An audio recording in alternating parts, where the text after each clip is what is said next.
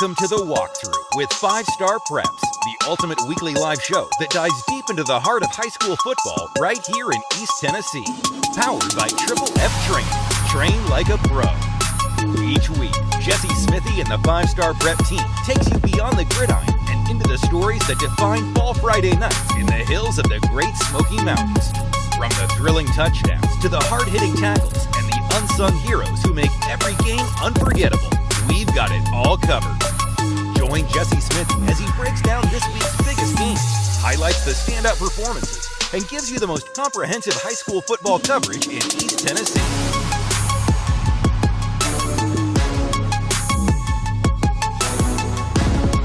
Now, catch us live on The Walk Thru, presented by Triple F Training. Good evening, everyone, and welcome into week one of the Walk Thru. I'm Paige Dauer alongside 5-Star Preps Jesse Smithey. Jesse, I mean, we could not have a better backdrop to talk about high school football than here at Triple F. Absolutely. Triple F, a sponsor of the show this year. Really excited to have Lee Smith and his amazing staff here at Triple F as the title sponsor. Going to be broadcasting here each and every week, and what they've been able to bring the community is second to none. It's not just the way that they train their athletes, it's the passion that they have for caring for kids, whether that kid's going to go to a Power 5 school or whether that kid never plays football beyond high school again, or whatever sport the athlete may choose. And like here tonight, they have a Bible study. They have kids coming in for that, pizza parties. They have families here all the time celebrating things. And so when you have a business like that that cares about the community, we want to partner with them, and so it just makes this a natural connection for us. And I think part of the deal is you'd have to go over there and do pull-ups at the end of every episode. I would probably get 2 in, if at most. One more each week. But yeah, just being here just makes you energized, and that's what Lee Smith does. He's all about energy and passion, and played in the NFL for such a long time. He's a Powell alum, and I've gotten to know a lot of his staff through just various things that we do with Triple F, and the science that they have behind bringing these athletes about to maximize their potential. Again, second to none. Highly recommend any parent out there, if you're looking for a place to train your kid, I guarantee you will love Triple F. And we'll also get to his school pal later in the show, but absolutely. I do want us to first start with the preseason top 12 teams. Of course, it's starting with Jefferson County. You got them in there sneaking in at 12. What about that program has you wanting them to be on people's radar? Well, they had such a great year in 2023. They won their first playoff game in 20 years. And that's a huge, huge deal for Jefferson County. It's a proud program, had its heydays back in the mid-'80s, and they're wanting to get back to that. Well, they graduated a really special running back, and there's some other key seniors that left as well. So that's why I kind of had them on the periphery right there at number 12.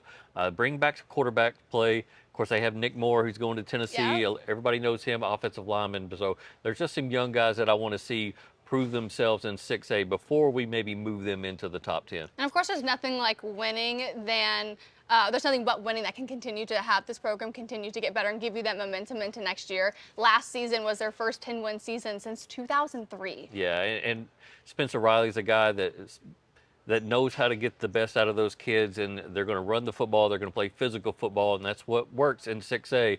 But again, there's just some new components. I think early in the season they'll be tested, and we'll get to see them in the playoffs again. Yeah, the other team on the outside looking in is Anderson County. The Maps, they've been a little bit on an up and down the last few years when you look at the tier that they play in, right? It hasn't been any crazy up or downs.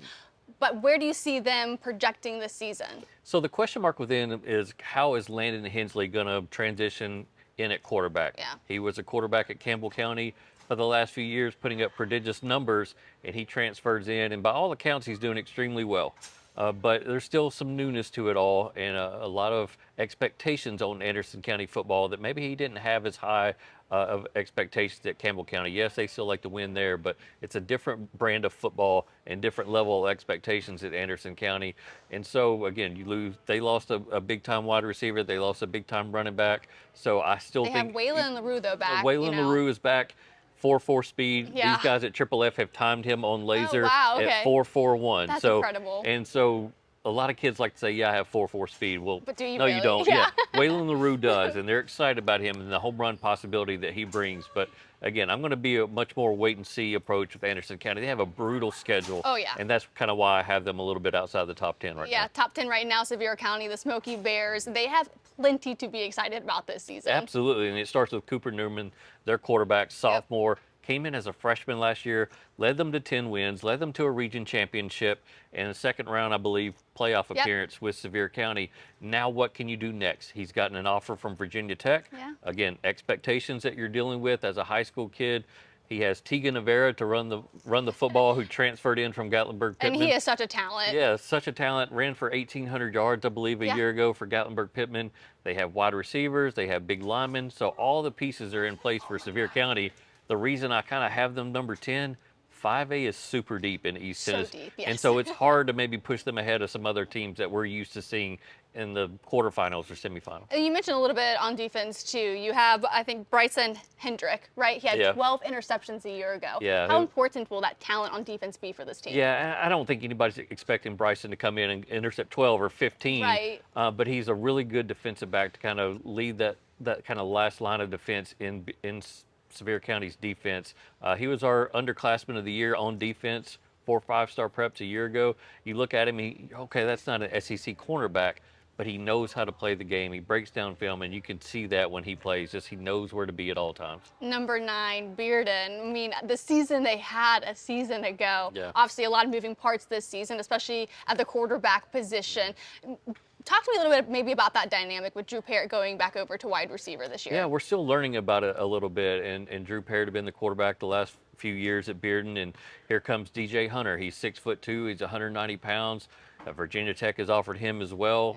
Just comes from Mississippi. Yeah, like it's comes a from picture, Mississippi. He's a dynamic playmaker, and with Drew, they can move him out to wide receiver. They can jet sweep him. They can run football with him out of the backfield when they need to. He can Some return trick kicks. plays maybe. Yeah, and so it's a lot to do with him. It really opens up the possibilities for Bearden's playbook, and Drew Parrott's just the ultimate competitor and great kid, and he's handled it all in stride. But Bearden, number 9, people say, well, you're kind of sleeping on Bearden a little bit. Well, they lost Brody Smith, big lineman, transferred to Maryville. They lost Chaz Smith, the defensive back, who's Power 5 offers galore. He transferred down to McCallie. So some big guys left, and so we kind of moved them back just a little bit and kind of see what they can do. And maybe one team that a lot of people don't know about because they're a little further out, it's Greenville. What do people need to know about Greenville sitting at your number 8? Yeah, new quarterback coming in, Caden Ball, and we got to see him play just a little bit already in the preseason. Looks very, very good, very polished, a coach's son.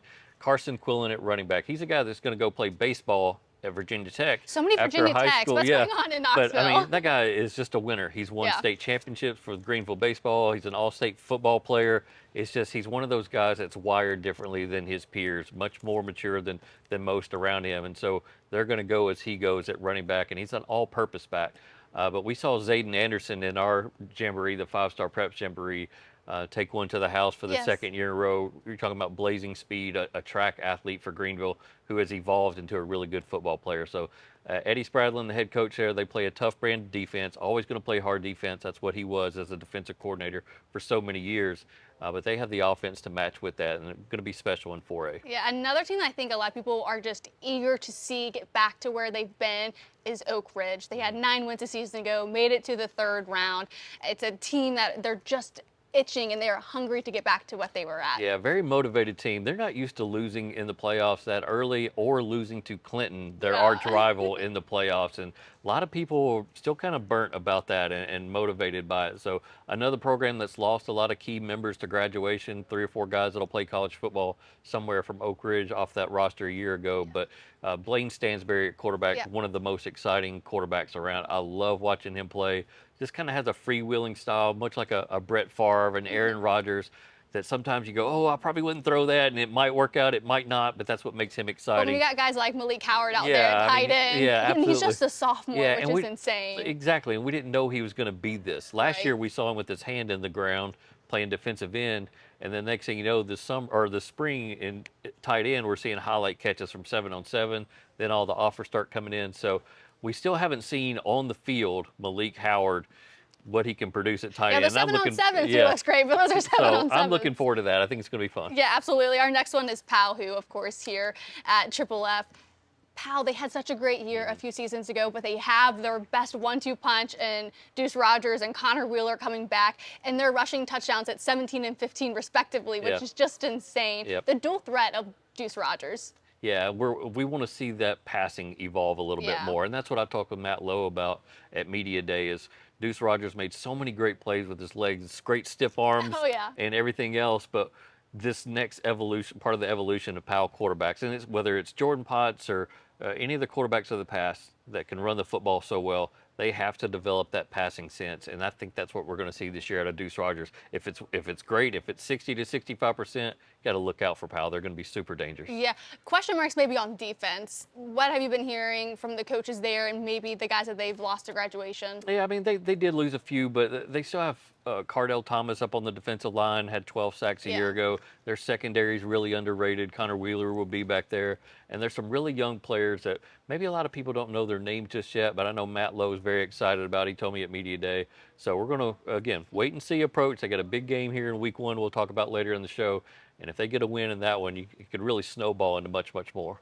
And probably a team that doesn't have players that play both ways better than, it's Webb. You got Shavar Young coming back. He's the number 184 player in the country, number 6 in Tennessee, committed to Clemson. It is what the team says, a blessing to have Shavar Young back on that team at wide receiver and defensive back. Absolutely, especially when you're going through a quarterback change, which they are. Jack Wagner moves on, and then Cruz Cunningham comes in now to be the starting quarterback at Webb, and a guy that knows what he's doing, but to have that type of weaponry out there on the periphery of your offense is such a huge asset to have for him. And Gregory Tate at wide receiver has really evolved into one of the area's better wide receivers. They're going to have some guys that can run the football, and then Shavar, like you mentioned, going to be playing on both sides of the field.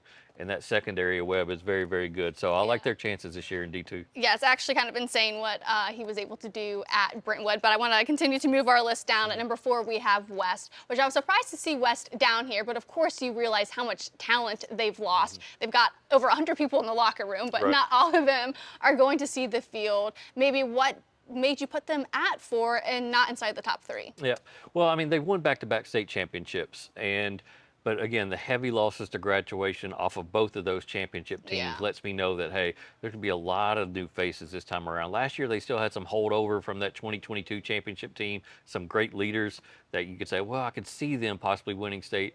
Now it's just a whole new cast almost. So great talent, but as I've said before, with what Lamar Brown and that community have built, it's all working together right now, and it's to a point where every year we should expect them to be a top 5 team in 5-star preps coverage area contending for state championships. Our next one is Catholic. They were 7-6 a year ago, finished in the semifinals, but they have a lot of like conversation going around, a lot of buzz going around this program heading into the season. Absolutely, and a lot of that starts with Tyreek King at wide receiver, a 1,000-yard receiver a year ago. He's being offered by Power 5 teams all over the country. I haven't seen anybody stop him in preseason scrimmages, 7-on-7, spring games, whatever. One of the most electric players in the state. Still waiting for Jaden Neal, their quarterback, to get healthy. He had an off-season surgery on his foot, and I think we're getting very, very close to that. They're taking every kind of precautionary measure with him to make sure that they don't re-injure him and that he's there for the back end of that season when they're trying to make a playoff push. So now we're like, oh, who's number 2, who's number 1? I'm a little interested in why Alcoa is 2, Maryville is 1.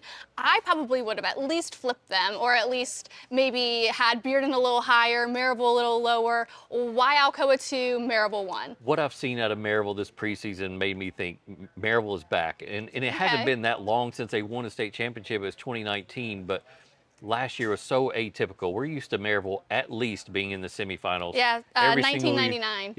Every single year. And so they had injuries, they had guys transfer and leave the program, and Maryville looks like Maryville again. Their offensive line probably averages 6'3", 6'4", 280. Wow. They have they have length? Yeah, they have length. They have a returning quarterback. They have a returning running back. Their wide receivers look good again. Their linebacking core is unreal. And again, the secondary is always going to be solid and well coached out there at Maryville. So they beat Alcoa a year ago. Remember that. Even though Alcoa went on. No one wants to remember even that. though everything was going wrong with Maryville, they still found a way to beat Alcoa. And they just look more like a 6A football championship contender now. And so I'm just kind of reading the tea leaves there. I think Maryville's going to have an unbelievable year. Yeah, and then if we circle back to 2, obviously Alcoa 9-peating at the state championship. They've got Eli Owens, Eli Graph back. Yep. to have that combination, and especially what Eli Graph was able to do in the back half of the season, really taking over quarterback roles. What are we expecting? What are they saying over at the Alcoa camp when it comes to Graph? Yeah, I mean, they're expecting a 10th consecutive state championship. Eli Graph is committed now. He's gotten that out of the way. He's going to be playing quarterback in college, which I know is exciting to him, but he's a guy that can do so much. He can play in the secondary. He's still going to punt for them this year. Great running dual threat quarterback, and we'll have some new stars at wide receiver. Remember last year they had Brandon Winton. He's now down at South Florida. So we're going to see Jameer Dean, the basketball standout, who can also double as a really good wide receiver. He's 6'3", can go up and get the football. But they're going to run the football first at Alcoa. They're going to play power offense and play that strong brand of defense they always do. We expect them to win another state championship, but I like Maryville a little bit more than them right now. Okay. We'll bookmark this for later when we come back to it, and we'll see. I'll totally Paige as well. I'll totally apologize if I'm wrong. No, I'm sure they're hoping it goes that way. We're going to go to break. When we come back, we will talk about the coaches. We'll talk about Mr. Football, maybe potential finalists. We've got so much more coming up, and we'll be right back.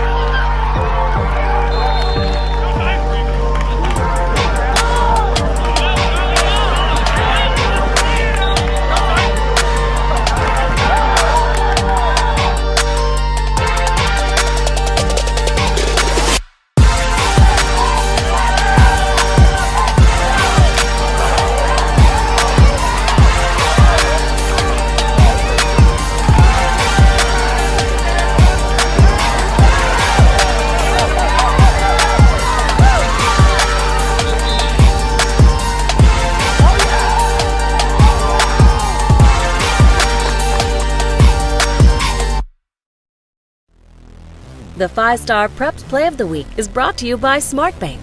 Play smart. Bank smart. SmartBank. For more information, visit smartbank.com.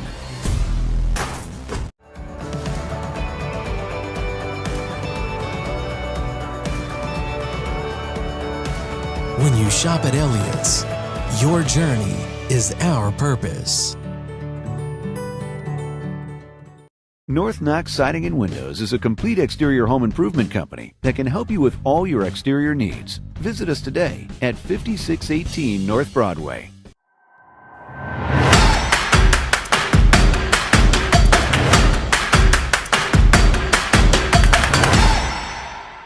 Welcome back to the Walk Thru presented by Triple F. Jesse Smithey, Paige Dauer. We just went through the preseason top 12. No real complaints about the order for the most part. But in that, we mentioned a lot of guys that could be potential Mr. Football finalists. Let's start maybe with Catholic, where they've got Tyreek Hill there again. Yeah, we mentioned him in the first segment, and it's just a guy who's 6 foot, 180 pounds, and just a downfield threat. Has really worked on his route running. You can never question his speed or his elusiveness. The issue there is just the difficulty of their league. George McIntyre, the Tennessee commit, he's in that league. He plays for Brentwood Academy. He's going to be in the mix for Mr. Football.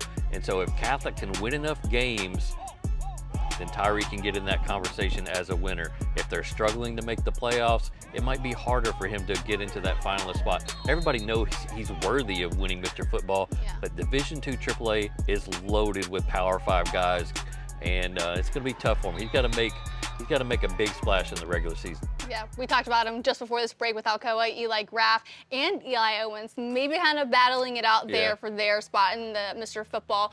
Who do you think maybe, is it Eli Graph who has the edge, or do you think this offense really goes through Owens? Well, right now, Eli Owens has the name recognition. Yeah. He's going to Michigan. He's a tight end. And he's also going to be playing some linebacker kind of up on the edge a little bit for Alcoa. That's going to help his chances at Mr. Football as well. Whenever you can show versatility and really make an impact on both sides of the football, it's going to help him out. That's why Eli Graph could also be in the mix. It's not foreign to see two Alcoa players in the mix as finalists. We've seen it before. So don't be surprised if Eli Graph and Eli Owens both make it down to Nashville for that ceremony. What do you think Eli Owens needs to show maybe on the defensive end? Obviously, we know him as a name brand tight end, Michigan, what he's able to do on offense. How much of that do we need to see translate on defense for him to kind of be that whole package? Well, that's the first time I saw Eli Owens. He was playing both sides of the football, and I thought in high school he was going to be a defensive end because he had his way with offensive linemen, and even in camp, and in camps that I saw him in, he just was really able to get into the backfield a lot. He's so football smart, and he has instincts, and he's going to outwork a lot of his competition. So I'm not worried about what he's going to bring on defense. I know it'll be there. Another one, he'll be a fun one to talk about, Shavar Young, which Knoxville, especially Webb, did not have the pleasure of the production he had a year ago when he was at Brentwood. Just to name off a couple, he had 17 tackles, 11 pass breakups, an interception. He had 84 receptions for over 1,100 yards and 9 touchdowns. And so he goes from that big D2 AAA down into D2 AA, and where he's much more likely to be in the mix for a Mr. Football award. I think we'll see his defensive stats go up. I think Clemson wants to use him as a defensive back. I've seen a lot of film on him, working on his secondary skills. And to be honest, this preseason, I've seen him make a lot of plays as a cornerback. So I think he'll still have a nice highlight the other night. Yeah, I still think in the regular season he's going to have somewhere 800 to 1,000 yards receiving, but I think you'll see those interceptions, those tackles go way up for him. How much more elite do you think Webb becomes by having Shavar Young back in the mix? Yeah, I mean, it's huge. They become instant, like, semifinal type contenders where they graduated Marquise Barrett, who went to Vanderbilt. He was their 1,000-yard receiver a year ago. And so for a while, we didn't know what Webb would have. And so insert Shavar Young, and all of a sudden, again, they become big-time contenders in D2 AA. How much of an impact for him to be that dual threat on offense and defense, and then the impact he has on the overall team, right? We talked about Eli Owens being able to do it on both, but you mentioned that having Shavar Young kind of makes them that semi-finalist type of team. How much do you think that plays into his candidacy for Mr. Football. Yeah, very much so. Again, the more versatility you show and the more you can impress the Mr. Football committee, the better. And so with him dropping down a level in classification, they want to see a big impact, a big splash. If you drop off in numbers, then what happened? You had 1,000 yards receiving at Brentwood Academy. Why are your numbers down? Yeah. So he should definitely have the season that he's supposed to have, barring injury, of course.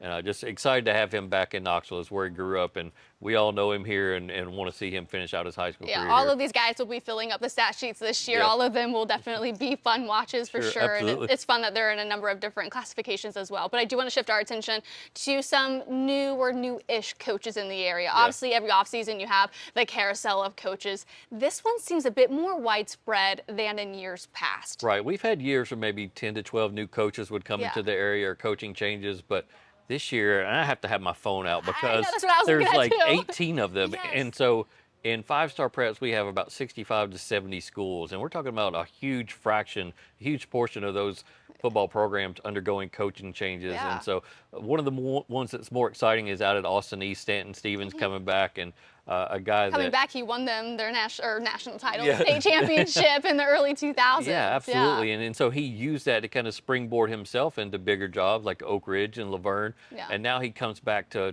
bring about a community that has kind of lost itself again, its identity as a football program.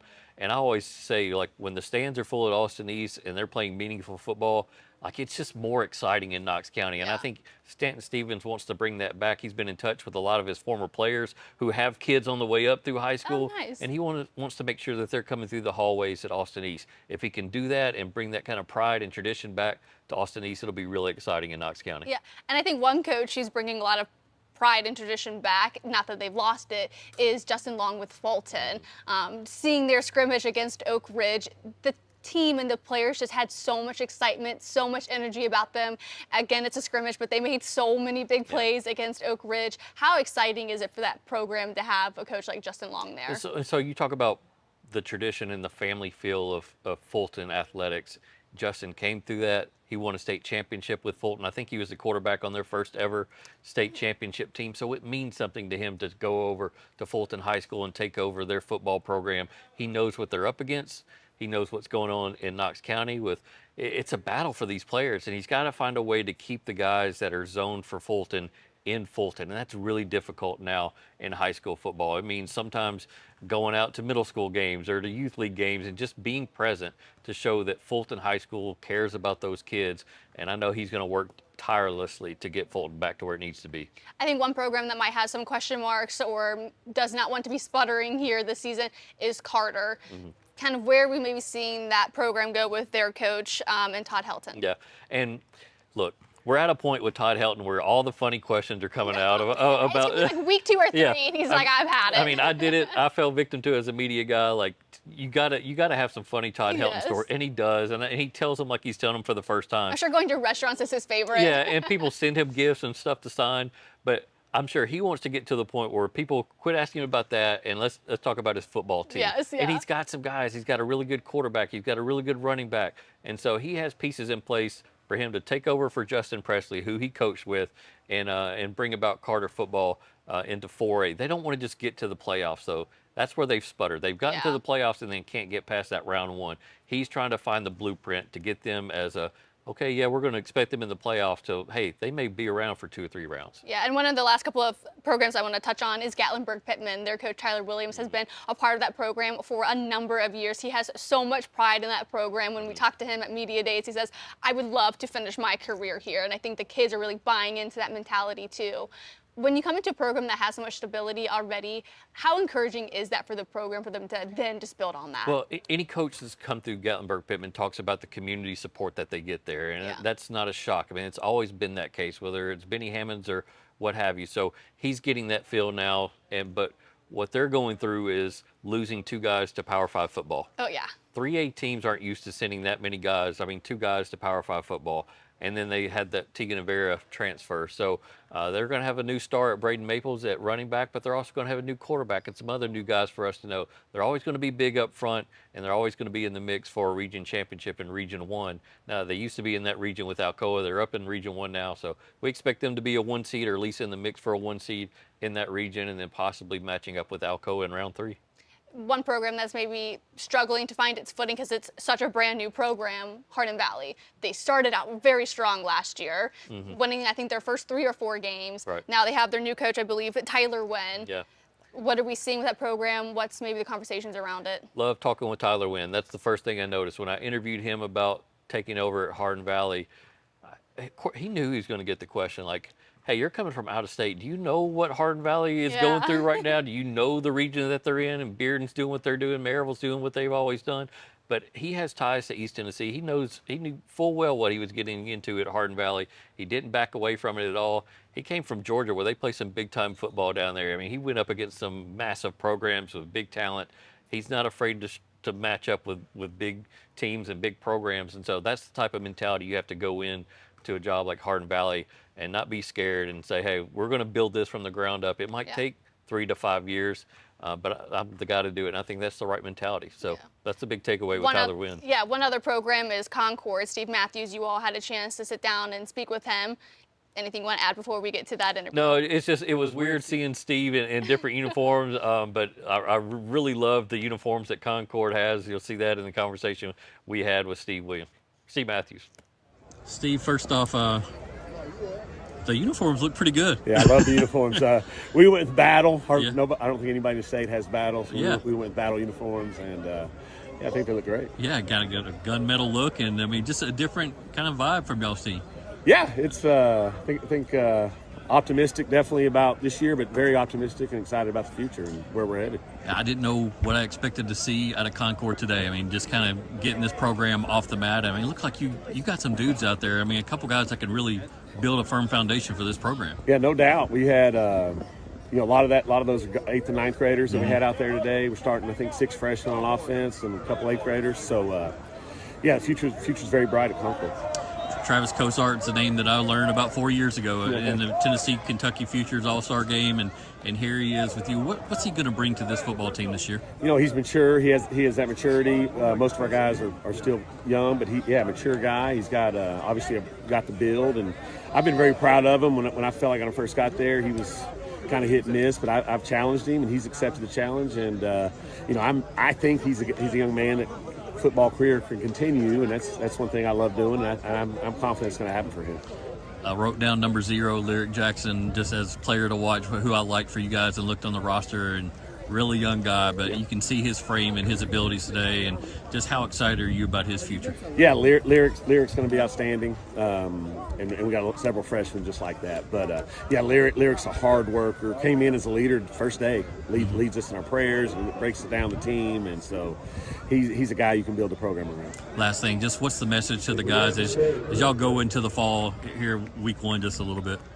Yeah, just it's kind of a mixed JV with some varsity games in there, and so just continue to get better every day. We're a lot of coaches have started a program and say, hey, build for 3 years. Well, we're building for now. We want to be great this year, but also know as soon as next year when we really get started for real, we want to be a team people got to contend with. Well, that was a good conversation with Steve Matthews. What I think maybe a lot of people don't know is that they're in their infancy of a football program. How are they attacking this first year, competing against other teams when they're just trying to fill the roster? Yeah, I mean, the surprising thing, we talked about it in that conversation, was some of the athletes they had out there kind of raise your eyebrows a little bit and go, okay, I didn't know they're going to have some dudes in year 1, but they got 5 varsity games. They're going to have some JV games as well. So not fully there yet as a program, still working on building facilities and everything like that. But you can sense the passion in Steve Matthews and just the fun and excitement they're bringing. We talked about the uniforms that they had out there that nobody else has. Yes. And so just a fun kind of fresh start for Steve Matthews out at Concord. Excited to see what he can do. Absolutely. And as we go to our next break, here's some highlights from their jamboree, participating in all that they can as they get ready for their first season. We'll be right back.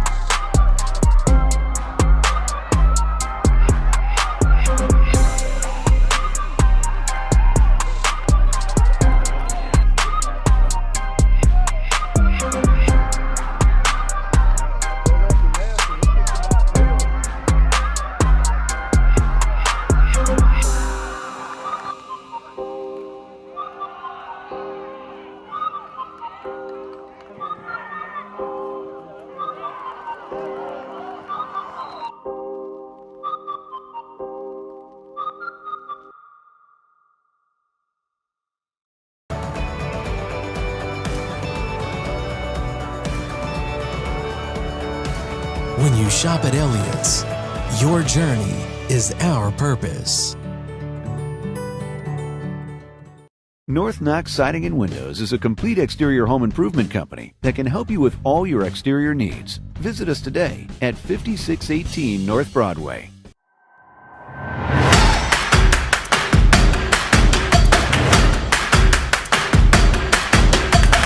To the walkthrough, we have the Waffle House Week 1 predictions. And if there's any week that needs to get you up for the start of high school football season, Week 1 is a good one. It starts with Palo and Anderson County, two teams in your preseason top 12. Right. Where do we see this going? Yeah, it's a matchup we've gotten to see really over the last 4 or 5 years. They've done a good job of always rescheduling each other, signing Yeah. those contracts for new 2-year meetings with Powell and Anderson County, and it's two programs that love to put touchdowns up on the board. They both won championships in the last handful of years or so, so it's a game that we know is going to be fun in week one. We've seen miraculous comebacks, we've seen some blowouts, we've seen some unfortunate injuries to quarterbacks in this game, so you never really know what direction it's going to go in. We talked about Anderson County breaking in a new quarterback, and Powell's going to get after him defensively. You talk about what they have up front on the defensive line. Cardell Thomas, 12 sacks a year ago. He's bigger and better this year. They have some other guys that people are going to learn about them on Thursday night that they have playing alongside Cardell. Linebacker is really good. Again, the secondary is where Powell's strength lies to me defensively. And, of course, with Anderson County throwing the football so much, it might play into Powell's hands just a little bit. So I like Powell to win this football game. They can run the ball extremely well, like we've discussed, and we'll see, I think, Deuce Rogers throw the ball a little bit better. So for me, this is a Powell win. But, again, Anderson County's in that top 12. I'm not going to sleep on them. Yeah, that one might seem a little more obvious to go into Powell's, territory just because it's so early in the season.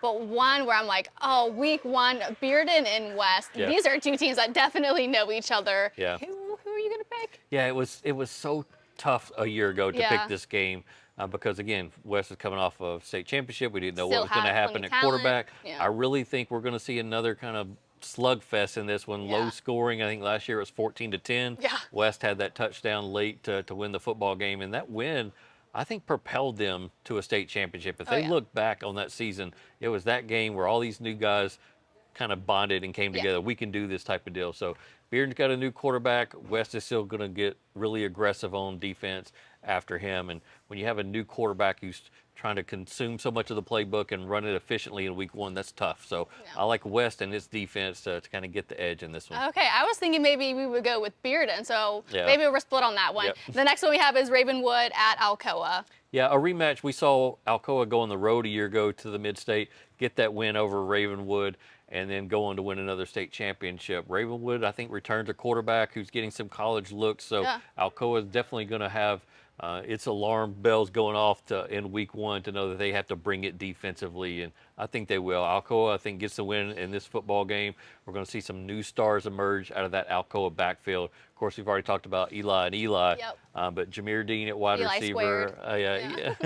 Jameer Dean, I think, is going to have a big game, and it's kind of a breakout game. People know him as a football player after week one. Yeah, the other one is South Pittsburgh and Oliver Springs, and Oliver Springs made quite a bit of noise a season ago. They did, and they beat their rival Coalfield to move on to that state semifinal game against South Pittsburgh, and that did not go well for them in that game. They're not used to being in that semifinal round, and South Pittsburgh is just synonymous with winning state championships in 1A football. So this is an opportunity. I put this down. I'm going to pick South Pittsburgh because they're South Pittsburgh. Sure. But I wanted to talk about this game just to see what steps Oliver Springs made in possibly closing that gap. Because they may play South Pittsburgh again in the semifinals, and a lot of talent returning for Oliver Springs, a lot of expectations on that team this year. What gives South Pittsburgh the edge in this game? Yeah, it's just the athletes that they have, and that same mentality that Alcoa has, that same mentality that Oakland has or Maryville. They believe they're going to win. They believe they're superior in their classification, and a lot of times that matters.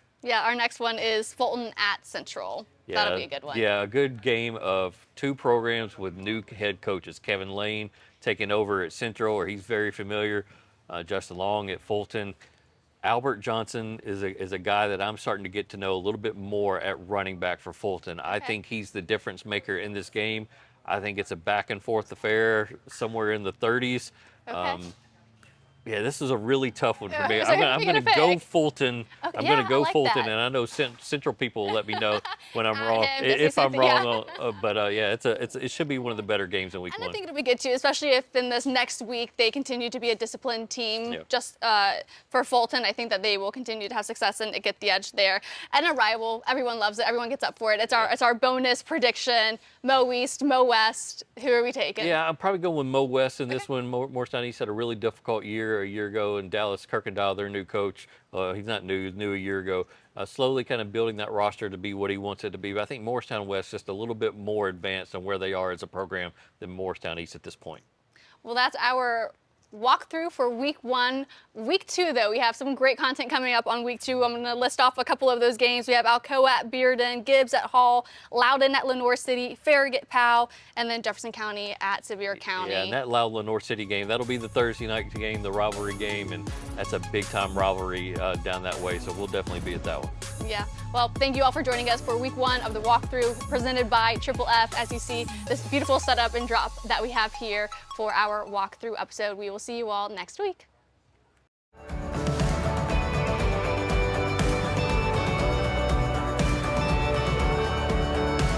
When you shop at Elliots, your journey is our purpose. North Knox Siding and Windows is a complete exterior home improvement company that can help you with all your exterior needs. Visit us today at 5618 North Broadway.